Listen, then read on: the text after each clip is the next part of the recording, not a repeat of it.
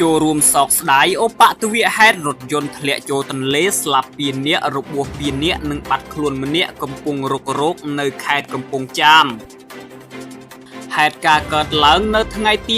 29ខែតុលាឆ្នាំ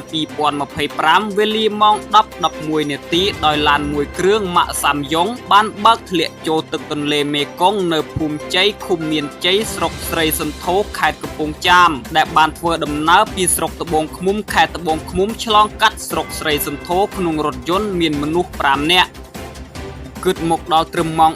17:00 នាទីក្រុមការងាររុករោគរបស់គណៈបញ្ជាការឯកភាពរដ្ឋបាលខេត្តកំពង់ចាមបានរកឃើញរថយន្តនឹងបានអូសយកមកច្រាំងទន្លេហេតុការណ៍ខាងលើបណ្ដាលឲ្យមនុស្សរងរបួស2នាក់ស្លាប់2នាក់និងបាត់ខ្លួនម្នាក់កំពុងរករោគកត្តាដែលនាំឲ្យគ្រោះថ្នាក់គឺការធ្វេសប្រហែសរបស់អ្នកបើកបរអភិបាលខេត្តកំពង់ចាមឯកឧត្តមអនច័ន្ទដាបានចូលរួមសោកស្ដាយចំពោះគ្រួសារនៃសពរងគ្រោះក្នុងឧបទ្ទវហេតុរថយន្តធ្លាក់ចូលទន្លេនិងបានអំពាវនាវដល់អ្នកបើកបរសូមគោរពច្បាប់ចរាចរណ៍និងប្រកបដោយការទទួលខុសត្រូវខ្ពស់